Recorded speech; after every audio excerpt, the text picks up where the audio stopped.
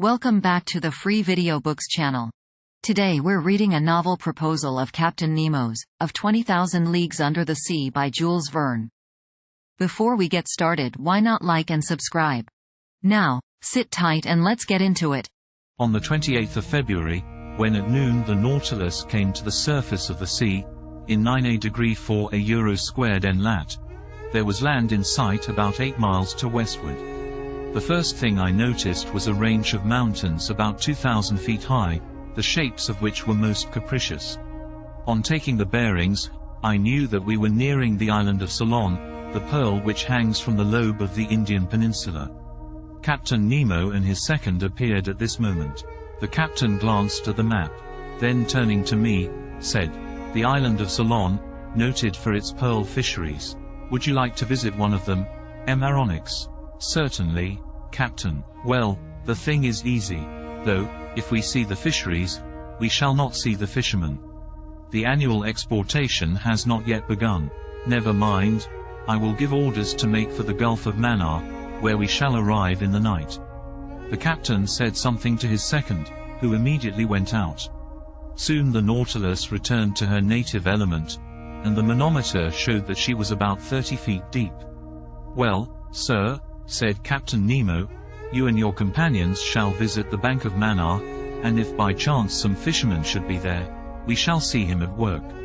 "Agreed, Captain. By the by, M. Aronnax, you are not afraid of sharks?" "Sharks?" exclaimed I. This question seemed a very hard one. "Well," continued Captain Nemo, "I admit, Captain, that I am not yet very familiar with that kind of fish." "We are accustomed to them," replied Captain Nemo, "and in time you will be too. However, we shall be armed, and on the road we may be able to hunt some of the tribe. It is interesting. So, till tomorrow, sir, and early." This said in a careless tone, Captain Nemo left the saloon. Now, if you were invited to hunt the bear in the mountains of Switzerland, what would you say? "Very well, tomorrow we will go and hunt the bear." If you were asked to hunt the lion in the plains of Atlas, or the tiger in the Indian jungles, what would you say? "Ha, ha, it seems we are going to hunt the tiger or the lion."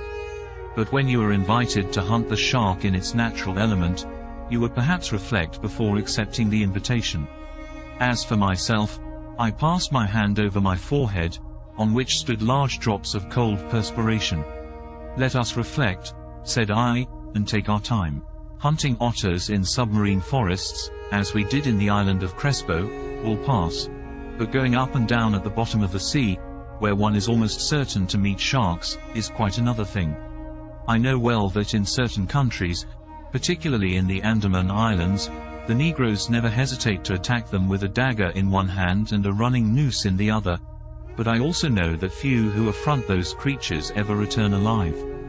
However, I am not a Negro, and if I were, I think a little hesitation in this case would not be ill-timed."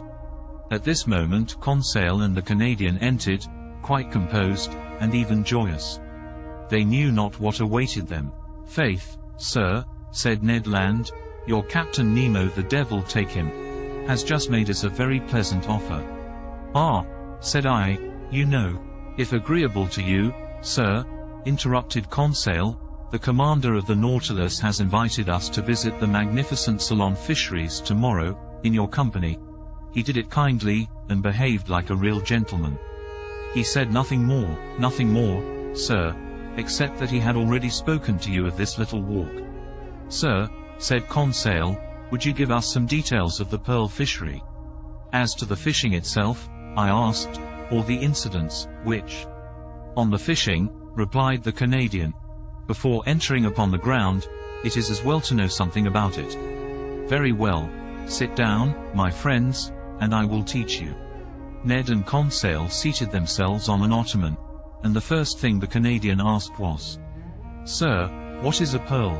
"My worthy Ned," I answered, "to the poet, a pearl is a tear of the sea.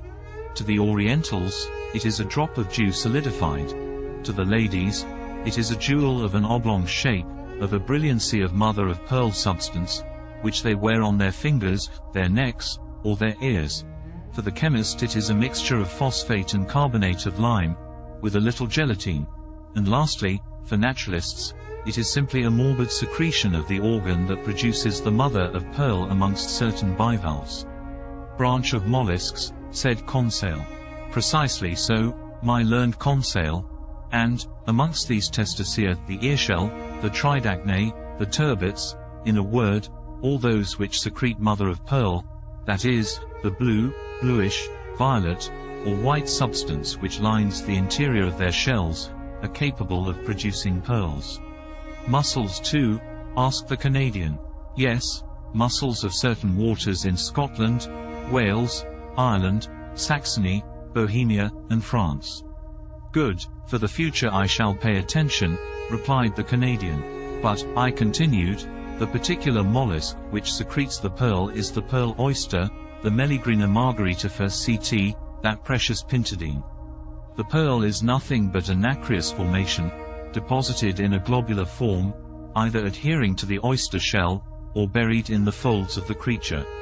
On the shell it is fast, in the flesh it is loose, but always has for a kernel a small hard substance, maybe a barren egg, maybe a grain of sand, around which the pearly matter deposits itself year after year successively, and by thin concentric layers. Are many pearls found in the same oyster? Asked Conseil. Yes, my boy, some are a perfect casket. One oyster has been mentioned, though I allow myself to doubt it, as having contained no less than 150 sharks. 150 sharks? Exclaimed Ned Land. Did I say sharks? Said I hurriedly. I meant to say 150 pearls. Sharks would not be sense. Certainly not, said Conseil. But will you tell us now by what means they extract these pearls? They proceed in various ways. When they adhere to the shell, the fishermen often pull them off with pincers. But the most common way is to lay the oysters on mats of the seaweed which covers the banks. Thus they die in the open air, and at the end of 10 days they are in a forward state of decomposition. They are then plunged into large reservoirs of sea water, then they are opened and washed. The price of these pearls varies according to their size, asked Conseil. Not only according to their size, I answered, but also according to their shape, their water, that is, their color, and their luster, that is, that bright and diapered sparkle which makes them so charming to the eye. The most beautiful are called virgin pearls, or paragons. They are formed alone in the tissue of the mollusk, are white, often opaque, and sometimes have the transparency of an opal. They are generally round or oval. The round are made into bracelets, the oval into pendants, and, being more precious, are sold singly. Those adhering to the shell of the oyster are more irregular in shape, and are sold by weight. Lastly, in a lower order are classed those small pearls known under the name of seed pearls. They are sold by measure, and are especially used in embroidery for church ornaments. But, said Conseil, is this pearl fishery dangerous? No, I answered, quickly, particularly if certain precautions are taken. What does one risk in such a calling? Said Ned Land. The swallowing of some mouthfuls of sea water. As you say, Ned. By the by, said I, trying to take Captain Nemo's careless tone, are you afraid of sharks, brave Ned? I, replied the Canadian, a harpooner by profession. It is my trade to make light of them. But, said I, it is not a question of fishing for them with an iron swivel, hoisting them into the vessel, cutting off the tails with the blow of a chopper, ripping them up, and throwing their heart into the sea.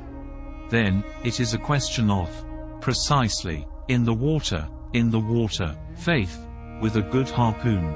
You know, sir, these sharks are ill-fashioned beasts. They turn on their bellies to seize you, and in that time. Ned Land had a way of saying, seize, which made my blood run cold. Well, and you, Conseil, what do you think of sharks? Me, said Conseil, I will be frank, sir. So much the better, thought I. If you, sir, mean to face the sharks, I do not see why your faithful servant should not face them with you. Did you enjoy today's chapter of 20,000 Leagues Under the Sea? Why not subscribe and ring the bell? Next time we'll be reading A Pearl of 10 Millions. Don't miss it.